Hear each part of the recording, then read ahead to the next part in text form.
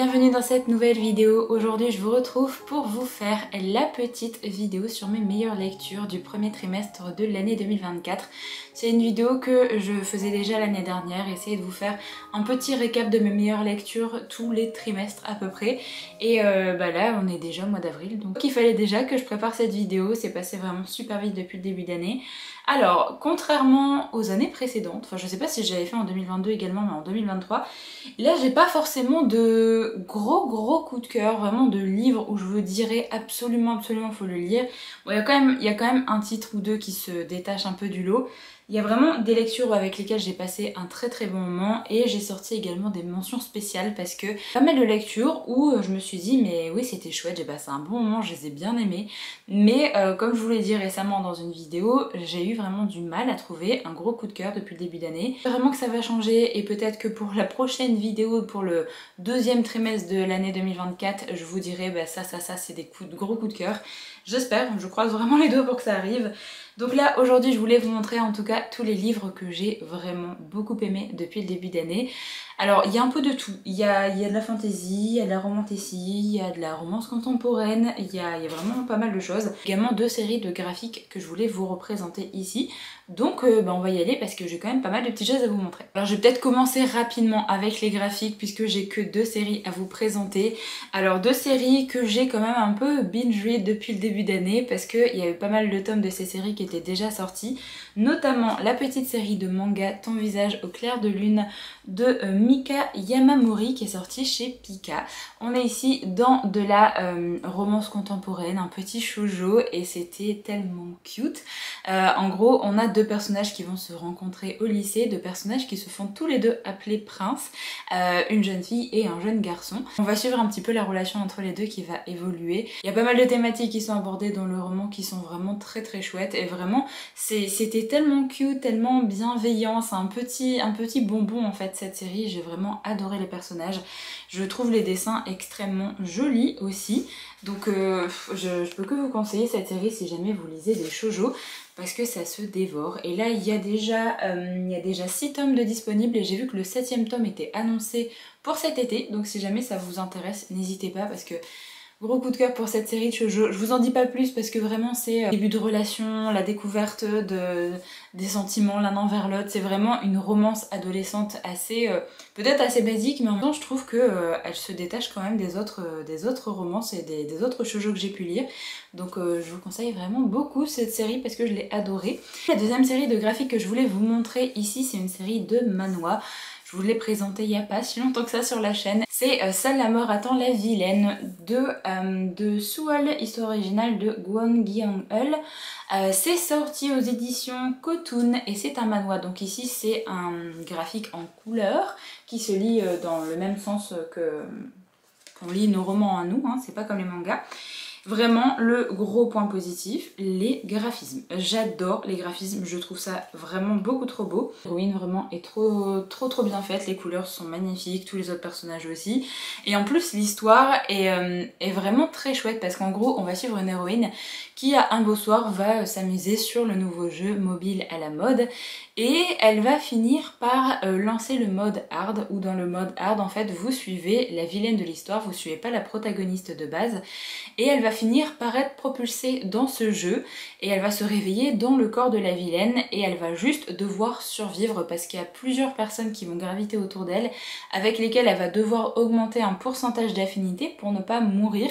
Donc on va suivre un petit peu sa découverte vraiment des personnages qu'elle a déjà vus dans le mode facile du jeu, mais là c'est assez compliqué des fois pour elle de ne pas faire de faux pas et de ne pas perdre de pourcentage d'affinité parce que vraiment les relations sont beaucoup plus intenses on va dire, il y a vraiment beaucoup de choses qui risquent de lui faire perdre des pourcentages donc elle essaye juste de survivre à ça et elle ne comprend pas pourquoi en fait elle a été propulsée dans ce jeu.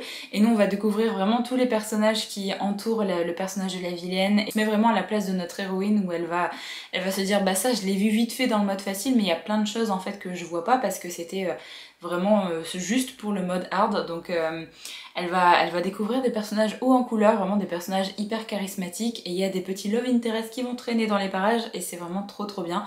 Je peux vraiment que vous conseiller si jamais vous lisez des graphiques parce que L'objet livre est magnifique, les graphismes sont magnifiques, l'intrigue est vraiment très chouette. D'ailleurs j'ai lu le tome 5 je crois, non le tome 4, qui a un petit tournant dans l'histoire qui est vraiment très chouette. Je m'attendais pas à ça, donc ça devient encore plus poussé au niveau de l'intrigue que ce à quoi je m'attendais pour une série de manhwa. Donc j'étais vraiment très agréablement surprise par ça, et j'ai trop hâte que le tome 5 sorte également là cet été pour continuer cette série, donc n'hésitez pas à vous jeter dessus si jamais vous l'avez toujours pas découvert. Alors au niveau romance contemporaine, j'étais obligée en fait de vous citer les 2 titres de Morgane Moncombe que j'ai lus depuis le début d'année.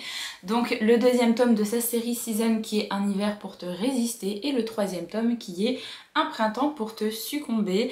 On n'est pas du tout dans les mêmes vibes puisque là on va parler patinage, ça se passe à Montréal, on va suivre pas mal de petites compétitions et on a des thématiques assez compliquées qui sont abordées, notamment du stress post-traumatique également, le handicap qui est amené dans ce roman, et c'était vraiment très chouette, c'était vraiment très bien traité. J'ai vraiment beaucoup aimé la relation entre les personnages. C'est juste peut-être quelques événements qui se déroulaient assez vite, notamment au niveau des compétitions. J'aurais aimé que l'autrice fasse peut-être moins de compétitions de patinage, mais que ce soit peut-être plus développé à chaque fois quand on les amène. Mais j'avais passé un très bon moment avec ce titre-là. Et ici, c'est plutôt une histoire de mariage arrangé, pour une bonne raison que je vous laisse découvrir. Et vraiment, c'était, comme je vous l'ai dit en fait dans mon vlog, parce que je vous ai donné mon avis là dans le tout dernier vlog qui est sur la chaîne, il y a plein de thématiques que j'aime pas, plein de tropes que j'aime pas, que l'autrice a réussi à me faire apprécier dans ce roman. Notamment la thématique du mariage arrangé, c'est pas quelque chose que j'apprécie dans les romances contemporaines.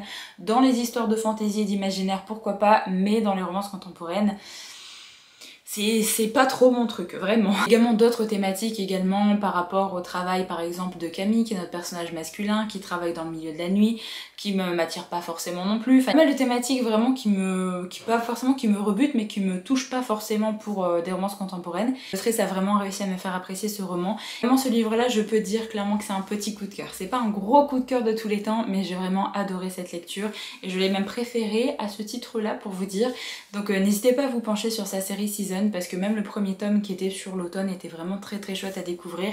Ça sort peut-être un peu plus de ce que l'autrice a l'habitude de faire avec ses romances contemporaines, puisqu'on a un petit côté un peu mystère, résolution, d'enquête un petit peu, qui est amené dans son tome là et qu'elle a voulu tester en fait, et c'était vraiment très chouette. J'ai bien aimé également le tome pour l'automne, mais ça je l'ai lu l'année dernière, donc je vais pas le présenter ici. En tout cas c'était vraiment très chouette de découvrir déjà 2 titres de Morgane Moncombe depuis le début du mois de janvier, et cet été j'essaierai de me faire d'autres titres d'elle, parce que j'ai la petite duologie avec l'As de cœur et l'As de pique que je n'ai toujours pas découvert et qui me tente beaucoup. Alors ensuite il y a un premier tome de série de romantécie avec lequel j'ai passé un très bon moment de lecture, c'est La Cour des Ombres de C.N. Crawford, qui est le premier tome de la série Shadow Fae. D'ailleurs la tome 2 qui va arriver là la semaine prochaine, donc cette semaine, je sais plus. J'ai vraiment très hâte de lire la suite parce que vraiment j'ai passé un très bon moment avec ce premier tome. C'est un premier tome de romantécie qui va relativement vite, il n'y a pas beaucoup de descriptions au niveau de l'univers de la magie, etc. Mais j'ai passé un très bon moment de lecture. On est dans un monde où les Fae ont essayé de renvoyer dans leur monde les autres espèces surnaturelles, notamment les vampires, ce genre de choses. Et eux sont restés sur la planète Terre pour régner un petit peu là-bas. Notre héroïne va être contactée, on va dire, par des gens qui bossent pour les Fae et qui veulent la faire entrer à la Cour des Ombres, qui est la prestigieuse académie d'élite des Fae, pour la former parce qu'ils ont vu qu'elle savait très bien se battre. Donc en fait ils veulent juste la former pour qu'elle travaille pour eux. Donc on va suivre un petit peu son entrée dans cette académie.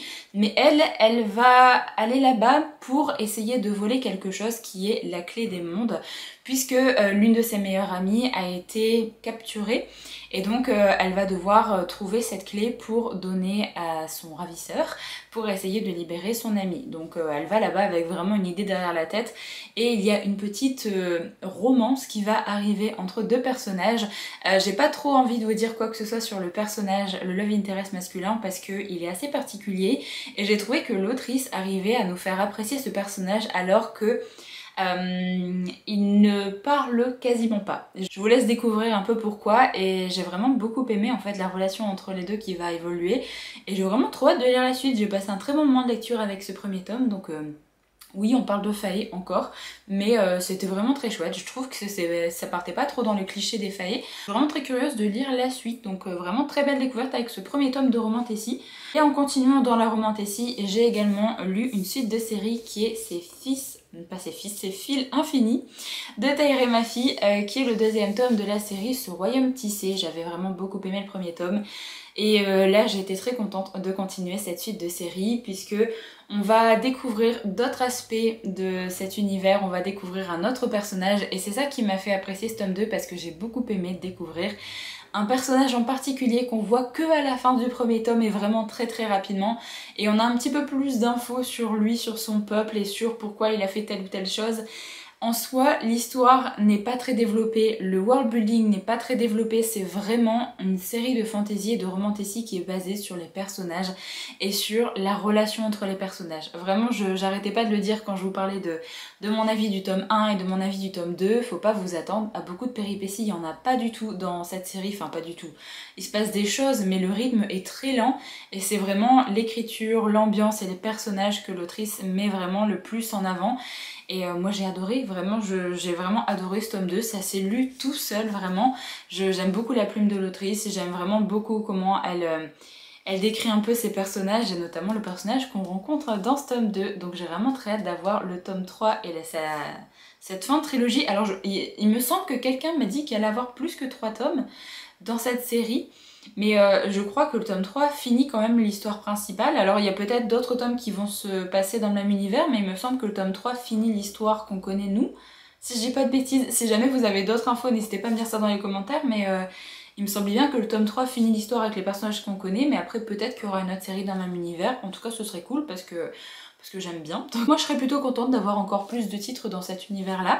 Mais oui, ça fait partie de mes meilleures lectures depuis le début d'année parce que j'ai vraiment passé un très bon moment de lecture avec ce tome 2. Et alors avant de passer aux mentions spéciales pour cette vidéo, je voulais vous présenter le TJ Klune que j'ai lu également en ce début d'année, qui est Dans la vie des pantins. C'est pas mon titre préféré de TJ Klune, je préfère largement La maison au milieu de la mer céruléenne, qui a vraiment été un énorme coup de cœur, mais là vraiment j'ai passé un bon moment de lecture également. On retrouve toutes les petites choses que j'aime bien TJ Klune, déjà son style d'écriture, l'humour qu'il a toujours tendance à mettre dans ses romans et les personnages hyper attachants, hyper charismatiques. Là on a encore plein de thématiques sur, là on a les robots, de l'IA, on a les relations de famille, l'amour, l'amitié qui sont abordées et c'était vraiment très chouette, j'ai passé un excellent moment de lecture avec ce titre-là aussi, donc je suis très contente de l'avoir également découvert là pour sa sortie en français là en début d'année. Et j'attends notamment la suite de La maison au milieu de la mer céruléenne parce que ça va sortir cette année en anglais et je croise vraiment les doigts pour qu'on l'ait rapidement en français parce que ça vraiment, je vais mettre beaucoup d'attentes quand même dans... Enfin c'est une suite, je sais pas vraiment si c'est une suite ou alors si on va vraiment suivre le POV d'un autre personnage qu'on avait dans le premier tome. Mais en tout cas c'est clair et net que je vais lire ce titre là parce que j'ai trop hâte de retrouver un peu les personnages de cette histoire et de retrouver plus cette ambiance vraiment qui m'avait beaucoup plu, cet orphelinat assez particulier, tout ça. Donc très contente d'avoir découvert ce nouveau titre de TJ Klune également et comparé par exemple au tome 2 de la série Les Extraordinaires de TJ Klune qui a été un petit fail pour ma part parce que vraiment j'ai beaucoup moins aimé le tome 2 que le premier tome au niveau de l'humour et au niveau de la direction que prenait l'histoire. Là par contre j'ai passé un très bon moment de lecture quand même, donc je suis très contente de l'avoir lu. Et alors on va passer à toutes les petites mentions spéciales pour ce premier trimestre. Alors j'étais quand même obligée de faire une petite mention spéciale pour la série de Olivia Wildenstein que j'ai découvert en ce début d'année, puisque j'ai lu le premier tome avec La maison aux ailes déployées et le tome 2 avec La maison au cœur exalté, qui est ici de la romantessi et j'ai vraiment passé un très bon moment de lecture. Alors le premier tome était sympa, mais le tome 2, je l'ai encore plus aimé. L'héroïne est assez agaçante, il y a des choses qui sont un peu clichés, ce genre de choses. Je trouve qu'au niveau de l'intrigue, au niveau des personnages, notamment le love interest par exemple, que j'aime vraiment beaucoup, ça m'a vraiment suffi pour me faire apprécier ce roman. Je trouve que ça change un petit peu des romans de fae habituels et j'ai passé un excellent moment. Il y a des choses qui me dérangent, il y a des choses qu'on voit venir depuis très longtemps avant que ça se passe, mais en même temps ça m'a pas dérangé, j'ai trouvé que c'était quand même relativement addictif, c'est quand même des gros pavés, hein, c'est des bons tomes de romantessi et ça se lit tout seul, ça se dévore, on est bien dans l'histoire. Le premier tome est assez assez difficile peut-être à passer parce que l'héroïne de Fallon est quand même assez têtue, assez chiante, assez... voilà, on l'apprécie pas trop dans le premier tome par rapport à ses choix et sa façon de voir les choses, mais dans le tome 2 ça s'améliore quand même vachement. Et les autres personnages secondaires par contre sont hyper attachants. Moi j'aime beaucoup les personnages secondaires, notamment le personnage de Phébus qui est un personnage que j'adore. Le Love Interest m'a beaucoup plu, et il y a également beaucoup de choses sur un autre peuple qu'on voit, et qu'on voit notamment dans le tome 2, que j'ai vraiment beaucoup aimé, et j'attends le tome 3 parce qu'on va avoir plus d'informations sur un autre peuple encore, et j'ai vraiment trop hâte de lire ce tome 3 pour avoir la conclusion un petit peu de cette première trilogie. Je sais qu'il y a d'autres titres dans le même univers après, mais là on aura la première trilogie qui va se terminer au mois de mai je crois, si j'ai pas de bêtises, et je vais passer un super moment de lecture avec ces 2 titres de romantasy, donc n'hésitez pas si jamais vous voulez de la romantasy qui change un petit peu. Là on parle de corbeaux, ce genre de choses, et c'était vraiment très très chouette, donc n'hésitez pas à découvrir cette série de briquettes parce que c'était vraiment très très bien.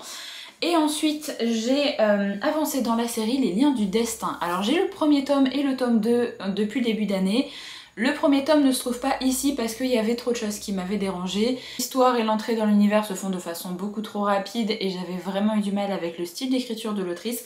Et par contre le tome 2 m'a beaucoup plus plu, j'ai vraiment beaucoup aimé les personnages, on découvre beaucoup plus de choses sur eux, on découvre plus de choses sur notre personnage principal, et le style d'écriture s'améliore grandement par rapport au premier tome. On est ici pareil dans une série de romantasy avec comme thématique le harem inversé, donc en gros on a une héroïne qui va faire partie d'un cercle et il y a 5 hommes qui vont faire partie de ce cercle à elle. En gros elle peut forger des liens avec eux pour renforcer son pouvoir et renforcer leur pouvoir également. On a un peu plus d'infos sur pourquoi il y a des cercles, pourquoi il y a des liens, ce genre de choses dans l'histoire. Et là, elle va justement apprendre à connaître un petit peu les personnes qui vont faire partie de son cercle et les personnes qui font partie de ces liens dans le premier tome, dans le deuxième tome. Et on comprend pourquoi elle n'avait pas contacté les gens de son cercle avant, pourquoi elle s'était un peu échappée, ce genre de choses. Il y a pas mal d'intrigues autour de ça. Et vraiment le tome 2 m'a beaucoup plus plu. Et la chose vraiment à retenir dans cette saga, c'est que c'est quand même assez addictif. Vraiment on a envie de savoir ce qui va se passer, on a envie de continuer l'histoire avec les personnages, de voir comment tout va se goupiller comme ça au fur et à mesure des tomes.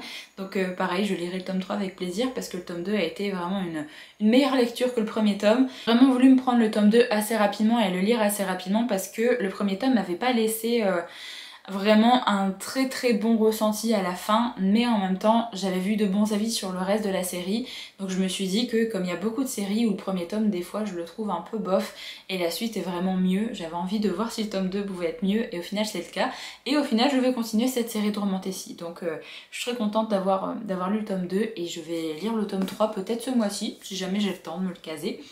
Donc voilà pour celui-là, et après il y a 2 titres un peu de fantasy, un peu dark fantasy, c'est Les 7 Saints sans visage et God Killer qui se retrouvent également dans les mentions spéciales. Les 7 Saints sans visage parce que, alors ça aurait pu être une très très bonne lecture, mais j'attendais vraiment beaucoup de cette lecture là, je m'attendais à un univers de dark fantasy beaucoup plus poussé, beaucoup plus sombre que ce qu'on a eu ici, mais j'ai quand même passé un bon moment parce que j'ai bien aimé la petite intrigue, j'ai bien aimé les personnages, j'ai bien aimé également la petite résolution de l'histoire dans le premier tome. Dans cette histoire on a des personnes qui sont bénies par les saints et qui vont être capables de faire de la magie, il y a plein de magies différentes. Nous on va suivre 2 POV, on a une personne qui est une disciple justement qui s'appelle Rose, qui est capable de faire de la magie, et on va suivre le fils de quelqu'un d'assez haut placé qui lui par contre n'a pas été béni des saints, donc n'est pas capable de faire de la magie, mais en gros il est chargé de la sécurité de certains endroits, notamment du palazzo. Il va y avoir un disciple qui va être retrouvé mort et on a vraiment toute une intrigue par rapport à sa mort qui va être amenée. Est-ce que c'est une mort naturelle? Est-ce que quelqu'un lui a voulu du mal? Est-ce que c'est lié à d'autres morts qu'on a retrouvées dans la ville également? Donc on a une intrigue vraiment qui va commencer à être amenée dans ce premier tome, et les 2 personnages bien sûr se connaissent, finir par faire alliance pour essayer de résoudre un petit peu ça. Donc c'était vraiment très chouette, j'ai passé un bon moment, c'est juste que je m'attendais à vraiment quelque chose de plus sombre que ça, mais je lirai le tome 2 avec plaisir parce que j'ai globalement bien aimé ma lecture, donc c'est pour ça qu'il se retrouve ici. Et ensuite du coup pour God Killer c'est un peu pareil, c'est que j'ai vraiment passé un bon moment de lecture avec ce premier tome, c'est assez introductif, il n'y a pas forcément beaucoup de péripéties, mais le système de magie, en gros les personnages sont quand même charismatiques, même si je trouve qu'on a beaucoup de mal à s'attacher à eux. Pendant toute la première partie c'est très introductif, mais par contre la fin part dans une direction qui est assez chouette et on a vraiment envie de connaître la fin de cette histoire. Il me semble que c'est que 2 tomes, hein, je crois, pour cette série aussi. Là ici on a plus une histoire avec des dieux, on a un personnage principal qui est une déicide. En gros c'est interdit d'être un adorateur ou une adoratrice de divinité, là à l'époque où on suit nos personnages parce qu'il y a eu des choses qui se sont passées dans le passé et personnes au pouvoir veulent éviter que ça revienne. Pas mal de choses au niveau des dieux qui sont amenées, qui sont expliquées et c'est assez intéressant je trouve de suivre ça et je pense qu'on aura encore plus d'informations dans le tome 2. Et vraiment les personnages sont assez chouettes, même si je me suis pas tant attachée à eux, mais en même temps ils sont charismatiques et on apprend pas mal de petites choses sur eux et je pense qu'ils seront encore plus développés là dans le tome 2 parce que le premier tome est quand même assez petit, hein. Il fait 400 pages. Pour un premier tome de fantasy, c'est pas non plus énorme, mais vraiment j'ai beaucoup aimé quand même ce premier tome. Moi je lirai la suite avec plaisir parce que j'ai bien aimé la fin. Vraiment la fin m'intrigue vraiment beaucoup, donc je suis très curieuse de lire la suite. Donc voilà. J'ai terminé de vous présenter mes meilleures lectures du début d'année 2024. N'hésitez pas à me faire vraiment votre top dans les commentaires. Est-ce qu'il y a vraiment des titres que vous avez adorés de janvier à mars pour le premier trimestre de l'année 2024? N'hésitez pas à me mettre vos meilleures lectures. Comme ça, je pourrais également avoir d'autres idées de lecture pour essayer de trouver des gros coups de cœur parce que je vais essayer là vraiment pour le deuxième trimestre. Mon but ultime c'est de vous présenter des gros coups de cœur pour la deuxième vidéo de l'année qui sortira du coup en avril, mai, juin, du coup début juillet je pense. Ce sera vraiment mon but ultime, c'est de vous présenter vraiment des gros coups de cœur que j'aurais eu pendant le deuxième trimestre. Je vais arrêter la vidéo ici, j'espère vraiment qu'elle vous a plu. Moi je vous retrouve très vite dans une prochaine vidéo, donc en attendant prenez soin de vous.